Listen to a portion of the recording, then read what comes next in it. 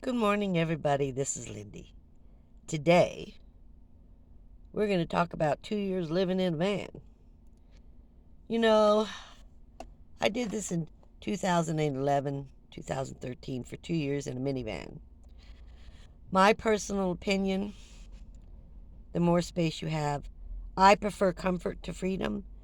Yes, minivans get better mileage, but boy, they're hard to live in full time. Part time, no big deal. But if you're living full time, you need comfort. You need more room than a minivan. I'm not down on minivans, so don't get me wrong. If that's all you've got, that's all you've got. And you can make do with it. You can make do with anything, whether it be a car, whatever. I'm just talking about comfort and how long will you be able to stay. If if you have uh, a bigger minivan, a bigger van or a bigger vehicle, you can you can stay in it longer and be more comfortable in it. For me, comfort is really important, and I think most people it is. It's very important. It's hard to spend 24 hours a day in a van, which you can't stand up in. We're used to standing up. I have to get out and I hang from the van to stretch my back because I'm so bent over. But I was bent over before I got in the van, and I'm only 5'3". I'm beginning my yoga again because you need to stay limber.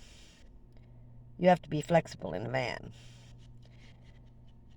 My biggest, if you take nothing out of my video, take this.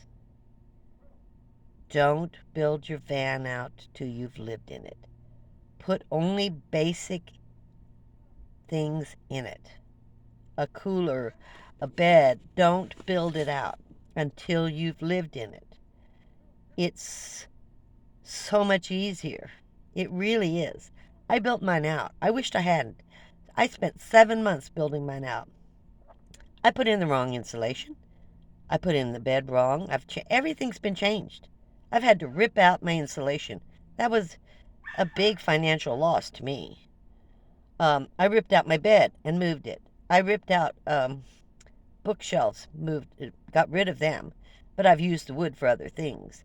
I mean, pretty much nothing is the same. I have the bench I started out with. I have the stove I started out with. I have the toilet I started out with. Very little else. No, I didn't. I started out with a freezer. And then I switched to a small refrigerator. And then it was too small. And then I switched to a 12-volt refrigerator. We'll talk about that. So, because I didn't have enough solar panels to feed my generator, I couldn't keep these things up very well. So, number one, don't build out your van. Number two, invest in solar panels. As many as you can invest in, put them on your roof. Now, this cargo van is a 1500 Express, and I can get up to 6 panels up there. My son, he says, you're not buying a sixth one. I have 5, and they fit comfortably up there, and they do the job. So I'm okay with the 5. I guess I do have a suitcase, actually 2 suitcases, 100 watts each, but I don't use them because I'm in the city. Now, I'm going to the country. I'm going out to the woods or whatever, BLM land, whatever. I don't know what to say about that. And I can put them out there, but not in the city. They'll just rip them off if you're not paying attention at all, as you know by my walker. So, I made quite a few decisions from the very beginning. Some I do not regret. Some I feel were a mistake, and some were expensive mistakes. I decided I wanted no plumbing. I don't want to deal with leaky. pipes. I'm not a plumber. And even if someone put it in, because the van moves, the vibration moves everything. My lights, the light bulbs, all of a sudden my lights are not working. And I've been replacing them. I didn't know what was wrong, couldn't figure it out. My light bulbs are coming loose, and then the light doesn't work. The vibration. I did put bath mats with suction cups underneath the generators, which I don't have right now because they're so heavy. I have to have my son help me put them back under them to save from the vibration so they don't get destroyed. But vibration in a van does a lot of damage. It just changes things. So you have to always be checking your light bulbs, make sure they're tight.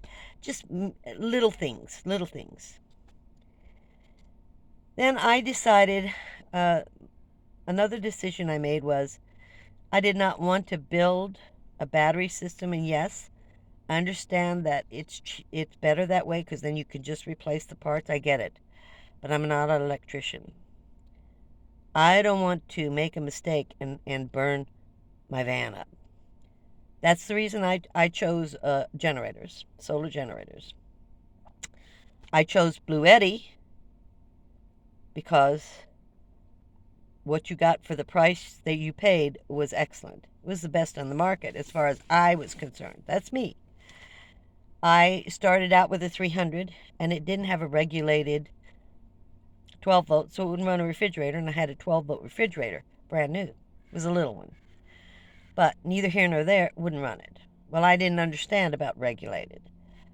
Even though I studied, I really studied before I bought anything. I just didn't do enough. I didn't do enough research. I bought things that other YouTubers, oh, you need this, you need that, no. Many things are sitting in my storage because I never used them because I really didn't need them. But everybody's saying, oh, you need this for van life. No, you don't. Maybe some people need it, but not necessarily you. So there again is another expense. Is van life cheap? No, I don't think so. It's a lot cheaper than a house. You don't have a roof maintenance, but you have maintenance. You have all kinds of things to take care of. Another decision I made was I didn't care if I had a stand-up van or not. I don't regret that decision. However, if you're in a van that you can't stand up in, you need to be able to straighten your back.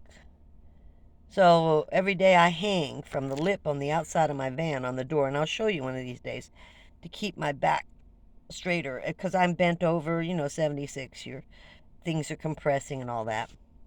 And now that I'm not working, I'm going to start a serious yoga program just for stretching to keep my back a little more limber and maybe get my posture back a little bit better. But again, it was not a decision I regret. I don't mind at all not standing up.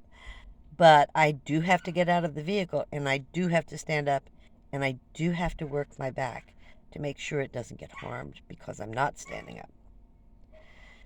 These are just a few of the things. I do want to talk, because it's June the 9th is my anniversary, I do want to talk a few days about this. So this is going to be a part one, just a mini-series of what I've learned living in my cargo van versus when I lived in a minivan, and what it means to me and what I can use. So I'm going to end this right now. I'm going to do another one. It'll probably be Monday. I don't think I'm going to post anything Sunday. But Monday I will have something else posted, and hopefully Tuesday I will be picking up Marley, and we'll be doing a live on Tuesday. I hope I have Marley by the time the live happens. If not, I'll do a live on Wednesday. So just to keep you informed, I do want to talk about living in a van for 2 years and what I've discovered. I want to talk about the refrigerator. I want to talk about the toilet. I want to talk about it all. What I've learned doing what I'm doing. at my age. Thank you for watching. I'll see you next time. Camo.